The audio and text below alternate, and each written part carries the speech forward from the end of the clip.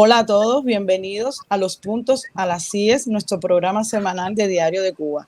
Hoy estaremos analizando los últimos sucesos que han tenido lugar en el entorno de la masonería cubana y también de las presiones del Ministerio de Justicia para intervenir en estos asuntos internos de los masones. A mí me gustaría recordar que en julio pasado, alrededor de 2 centenares de masones llegaron al edificio de la Gran Logia de Cuba para exigir que el gran maestro Alberto Urquía Carreño abandonara el cargo, así como también exigir el cese de la intromisión del gobierno a través del Ministerio de Justicia en sus asuntos internos.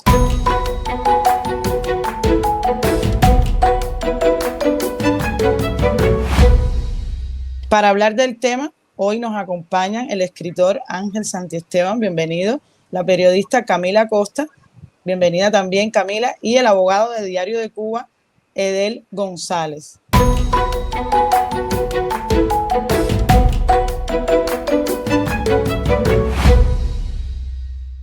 Yo quiero comenzar primero hablando con Ángel, porque a mí me gustaría que él nos actualizara cómo está la situación actual. Realmente parece que nosotros hemos pasado a otra etapa, aunque yo creo que seguimos en la misma etapa. Lo voy a explicar. Así ha sido defenestrado Urquía, pero él puso un sustituto a dedo que no fue elegido por los masones.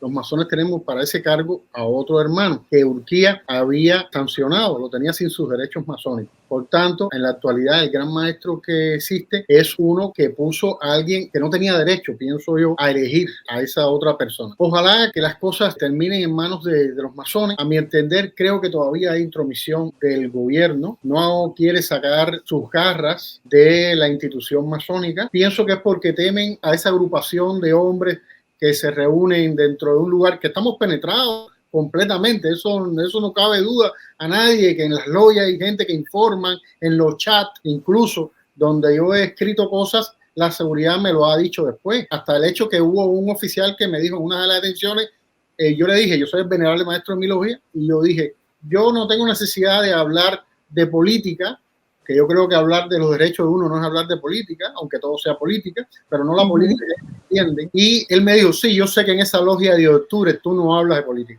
Es decir, evidentemente me quiso decir que dentro de mi logia hay alguien que les informa. Yo lo sabía, por supuesto, pero él me lo corroboró. Entonces, la situación actual es que hay un gran maestro que va a ser la alta cámara, que es donde se reúnen cada los representantes de todas las logias, y supongo que se nombre ahí o se quede el anterior, el que realmente debía estar en ese puesto, que fue elegido por los masones, o se haga elecciones y salga un nuevo gran maestro elegido por todos los masones que le corresponden elegir a este hermano.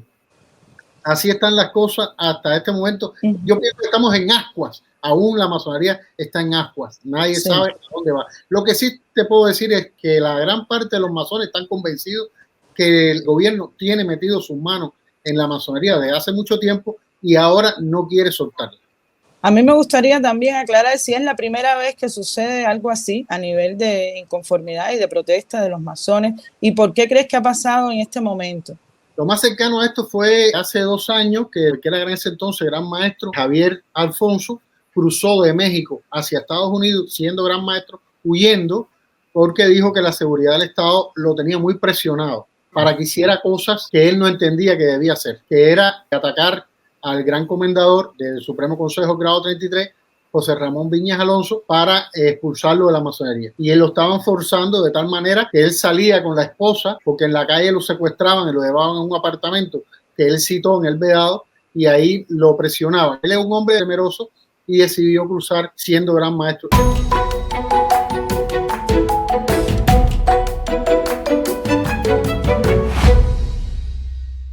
Me gustaría preguntarle ahora a Camila, que estuvo ahí cubriendo esa protesta y además estuvo muy pendiente. ¿Cómo fue para ti como periodista cubrir esta protesta? Porque sabemos que la masonería está integrada mayormente por hombres que además guardan discreción de sus actividades, y tú eres mujer, eres periodista y ese día estabas ahí reportando. ¿Te vieron como una aliada, como una intrusa? ¿Te pusieron alguna limitación? En fin, cuéntame un poco cómo te sentiste y cómo fue ese momento. Bueno, debo decir primero que mi experiencia con la masonería no es nueva.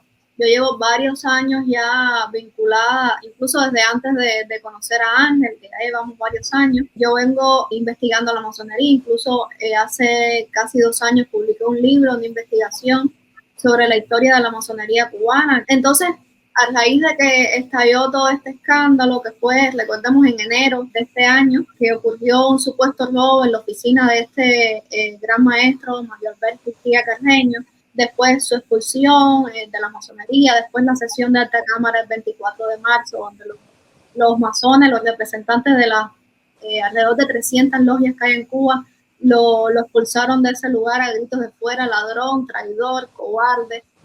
Todo eso nosotros en Cubanet fuimos dándole seguimiento y bueno, después sucedió esta intromisión ya descarada del Ministerio de Justicia, donde dijo que no aceptaban que hubiesen expulsado a este gran maestro y lo destituyó en el cargo, y eso fue lo que, digamos, detonó la protesta del 23 de julio. Es a grandes rasgos un poco los antecedentes de lo que sucedió ese día en la Gran Logia de Cuba. Entonces ya yo venía por toda esta trayectoria, conozco muchísimos masones que a veces me dan declaraciones un poco por su inconformidad, ¿no? Ese día, el hecho de que la prensa estuviera ahí ese día, que no solo fue Cubanet, hubo prensa, por ejemplo, estuvo AFP, y estuvo otra agencia, ahora mismo no recuerdo el nombre, otra agencia de prensa extranjera. El hecho de que estuviéramos ahí era porque los masones nos habían convocado, porque sabían que ya, es decir, estaban desesperados, no sabían ya qué más hacer, y la forma de justamente llamar la atención era pedir el apoyo de la prensa, es decir, hacer sus asuntos internos ya un poco más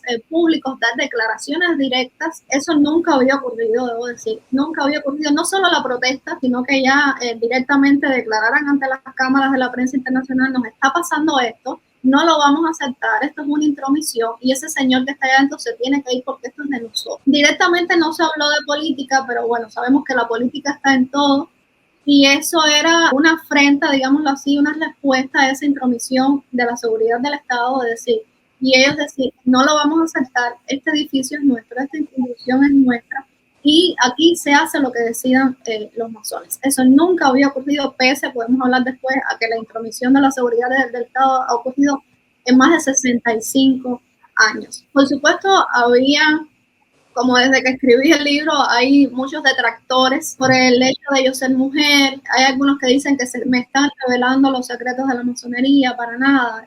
Quien lee el libro sabe que son cuestiones más bien históricas de la masonería. No hay secretos, que los secretos internos también están publicados en internet, cualquiera los puede buscar.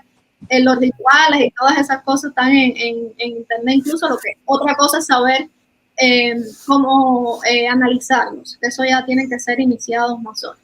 Y ese día también ocurrió, incluso en una de las transmisiones en vivo que hice, hubo un masón que dijo que, bueno, ahí estaba prensa extranjera, un poco comparó diciendo que decíamos mentiras, un poco el discurso oficial. Y entonces él nos llamaba la atención y decía que teníamos que comprometernos a decir la verdad. Por supuesto, cuando yo intenté darle una respuesta, hubo otros masones que, bueno, ignoraron eso y dijeron, sí, Camila, nosotros sabemos quién tú eres, vamos a seguir en esto. Porque muchos sí entendían, por supuesto, había personas con miedo, hay mucho miedo, hay que decirlo, pero la gran mayoría entendía la importancia de lo que ahí se estaba haciendo. Lo único que los iba a respaldar era justamente tener el apoyo de la prensa independiente. Ojalá hubiesen estado ahí los medios oficiales, pero sabían que, por supuesto, esos medios oficiales iban a responder al mismo discurso oficial. Entonces, nada, me gusta escuchar eso porque me comprueba que en ese punto la prensa fue una aliada de ellos en esa batalla. Edel, recordemos que la nota del Ministerio de Justicia decía que ellos podían intervenir, y abro comillas, en cumplimiento de la Constitución de la República de Cuba y la Ley 54 de 1985, Ley de Asociaciones, ya que esta tiene la función de velar por el cumplimiento de los estatutos de las asociaciones. Yo quiero que tú nos expliques qué precedentes crees que deja esta intervención del Ministerio de Justicia en las decisiones internas de los masones. No, mira, nosotros habíamos tenido experiencias de que el derecho o la libertad de asociación en Cuba inexistía con la Ley 54 y el reglamento de la Ley de Asociaciones, porque para tú iniciarte en cualquier tipo de iniciativa de asociación necesitas de dictámenes del Estado. Hay un control previo, hay un control político, administrativo de los ministerios y del Ministerio de Justicia que obedecen a los intereses políticos y los intereses de inteligencia de que si una asociación se va a crear y que va a fungir con independencia de los intereses estatales, pues automáticamente no le dan los dictámenes y el control previo no lo pasa. Por tanto, muchas organizaciones no lo pasan. Pero nos hacía falta, desgraciadamente, y ha pasado con la masonería, un elemento de prueba de que la ley de asociaciones mantiene un control sobre todas las organizaciones de la llamada sociedad civil en Cuba. Porque el hecho de que el Ministerio de Justicia haya intervenido arbitrariamente en esta toma de decisiones interina de la masonería, pues demuestra de que no hay una independencia. Uno de los requisitos de la sociedad civil es la independencia del Estado, de los poderes del Estado y de los poderes políticos. En ningún momento el Ministerio de Justicia, que es el órgano con el cual se relaciona la masonería en Cuba, está facultado para intervenir en los procesos de toma de decisiones internas de esa organización. Recordemos que es una orden antigua que tiene unos rituales, que tiene unos reglamentos, que tiene unos estatutos, que tiene una forma de funcionamiento muy propia, que a la hora de ser admitida y registrada como organización, esos mecanismos internos de elección, de democión, de condena de los masones y de la dirección de la masonería en Cuba fue respetada. ¿Dónde puede intervenir, según la ley, el Ministerio de Justicia cuando hay un cambio de estatuto o cuando hay un cambio en esa reglamentación? Pero eso no ha ocurrido. ¿Dónde puede intervenir el Ministerio de Justicia cuando, por ejemplo, decida que esta orden deje de existir, ya que deje de tener personalidad jurídica, pero no puede intervenir ni en el cambio, ni en la promoción, ni en la democión de sus líderes fundamentales y de todas sus estructuras? Por tanto, hay una decisión ahí que es arbitraria, incluso que puede ser, en este caso, discutible en sede judicial, en sede administrativa, porque carece de competencia y de facultades del Ministerio de Justicia.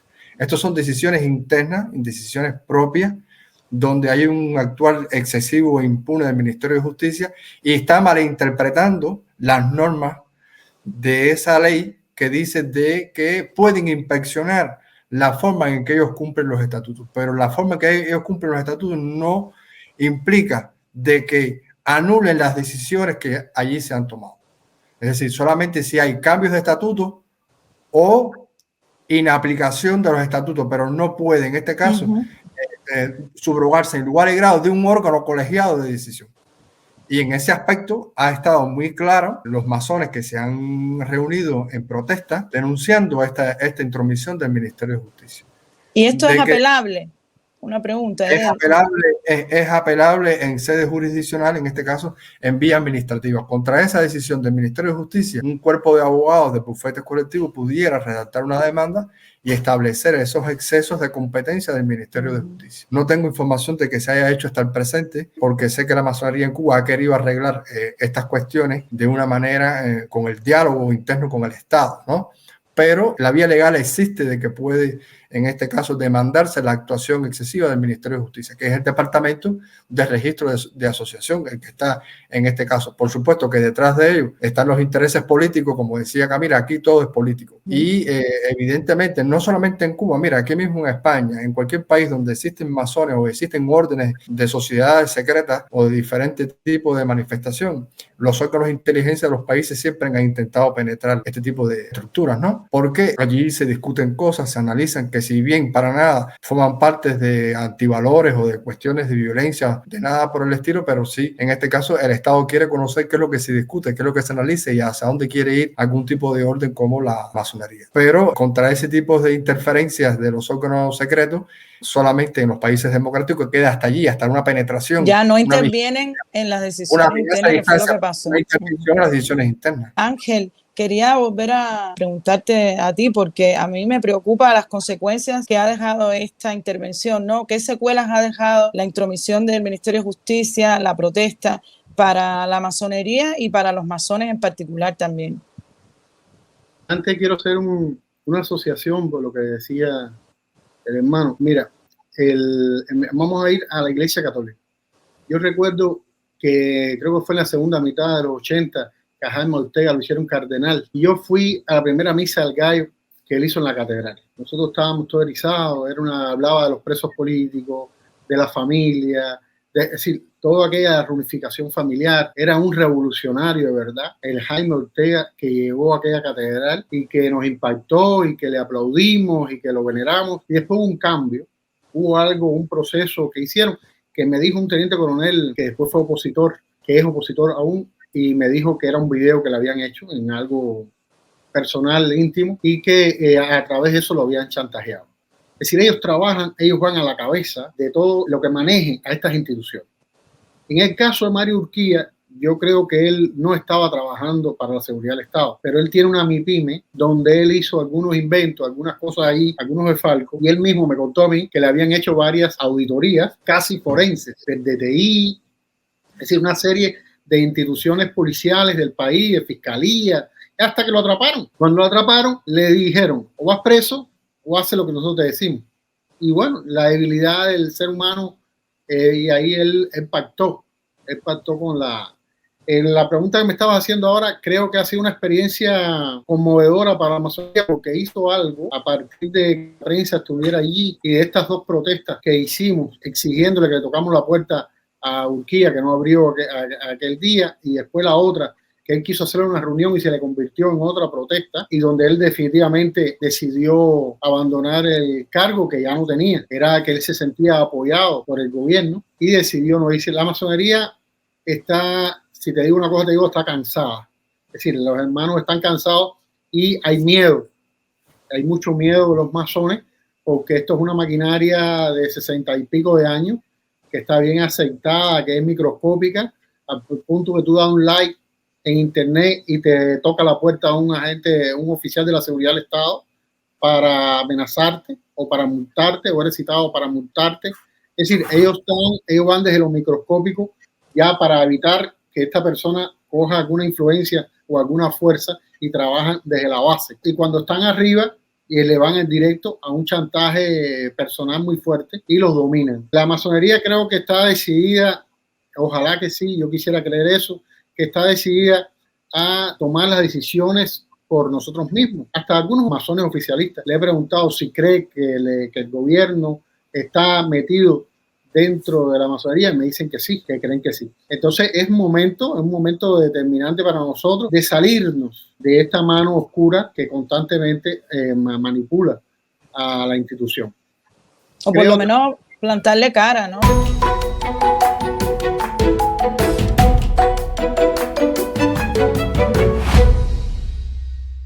Yo quiero aprovechar que Camila está con nosotros en el programa. Con la llegada de Fidel Castro se sabe que hubo una fractura en la sociedad civil independiente y él eliminó todo lo que no estuviera bajo su control. Sin embargo, los masones siguieron operando en Cuba y yo creo que en tu libro cuentas eso. A mí me gustaría que brevemente nos hablaras un poco de cómo fue esa fractura y qué consecuencias trajo a lo interno de los masones. En 1959 la masonería era de las instituciones de la sociedad civil más fuertes.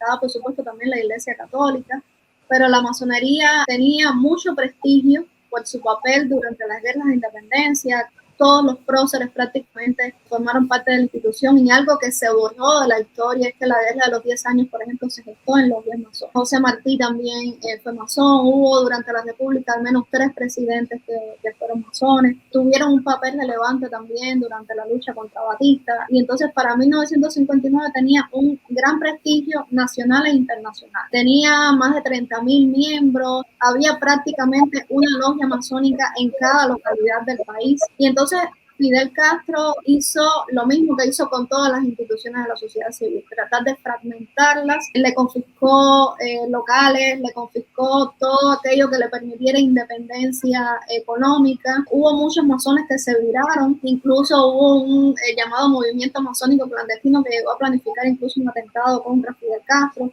Hubo muchos masones fusilados, presos políticos. El éxodo también afectó muchísimo. Hubo un momento que varias logias se vieron en peligro de cerrar debido a la cantidad de miembros que se habían ido del país. Y bueno, Fidel, por supuesto, hizo lo que hizo con todas las instituciones. Se hablaba del tema de la ley de asociaciones y sucede algo, es que le impuso a todas estas logias, por ejemplo, tienen que entregar actas de todas las sesiones y las sesiones de esta Cámara, tienen que entregar copias de los acuerdos tienen que entregar copia de todas las decisiones que se toman en las logias, lo que habló, quién lo dijo, quién no dijo esto. Revisar los libros. Tienen derecho incluso a hacerle inspecciones a las logias, revisar los libros de las actas, los libros de tesorería. Cuando van a hacer alguna, por ejemplo, donación en un hospital, tienen que informarlo, pedir permiso, decir quiénes son los que van a donar, qué es lo que van a donar, todo prácticamente tienen que informar, y por supuesto eso es un control que ejercen sobre esta institución.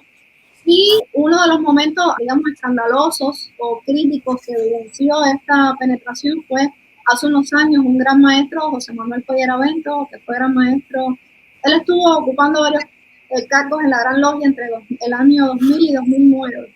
Gran maestro, gran secretario, y se destapó un programa de estos, Razones de Cuba, que él era agente de la seguridad del Estado y que incluso la seguridad del Estado lo estaba utilizando para penetrar organizaciones en el exilio en Miami, donde hay una masonería exiliada cubana fuera. Y yo creo que toda esta intención de penetrar a la masonería, precisamente porque ha sido una de las instituciones más fuertes, pese a todas las presiones, pese a la penetración, se ha mantenido trabajando, se ha mantenido defendiendo valores como son la libertad, la igualdad y la fraternidad, y que es prácticamente como un pequeño ejército. Es decir, ahora mismo, no sé, con el éxodo que ha habido, no sabría decir cuántos masones hay, pero rondan los 20.000 aproximadamente.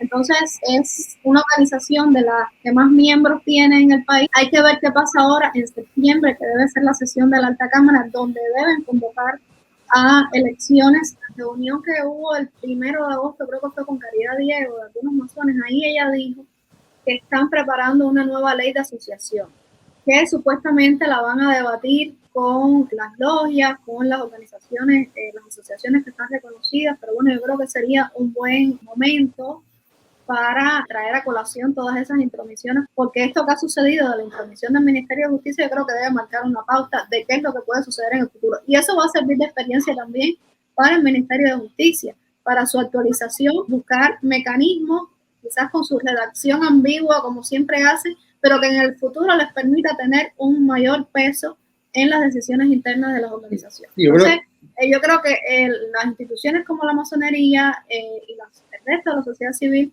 deben aprovechar ese marco, estudiar bien eso y plantarse y decir qué es lo que no van a aceptar. Edel, ¿qué se puede hacer desde lo legal? ¿Qué mecanismos pudieran impulsar los ciudadanos cubanos para lograr registrar una asociación que venga desde lo independiente, que no esté relacionada con la oficialidad? Yo me acuerdo el 12 de enero del 2020, cuando yo di mi conferencia, yo dije que a lo que más se le teme en Cuba por la seguridad de Estado es a la independencia de los hombres y a la independencia de las organizaciones. Y como que la masonería está conformada o está integrada en principio por hombres libres, y si no lo son, aspiran a conseguirlo, yo veo muy positivo el hecho de que se haya revelado el control que intenta tener el Estado sobre este tipo de organización. Es un momento muy oportuno para que la masonería adopte postura, se reafirme en una práctica histórica de independencia y siga siendo, como ha sido hasta ahora, una organización de hombres donde piensen libremente, actúen libremente y procuren los valores que decía en este caso Camilo Acosta. Es el momento incluso donde hay que plantar esa independencia en la funcionabilidad interna de la organización. Y si no hay, en este caso, expatriación forzada de algunos integrantes fuertes de la masonería, yo creo que esta organización se va a reconstituir y la batalla la va a ganar. El pleito este de interferencia a la independencia interna de esta organización, hay que procurar por una nueva ley de asociación, hay que procurar por el cese de la interferencia del Estado. La masonería no importa qué ideología la persona tenga, qué creencia religiosa la persona tenga, lo único que hace falta es tener valores humanos y la voluntad de crecer de manera libre, independiente y fraternal con la unidad. Bueno, muchísimas gracias a ustedes por estar con nosotros. Hoy nos vemos en otro programa de Los Puntos a las 10 aquí en Diario de Cuba. Gracias por acompañarnos.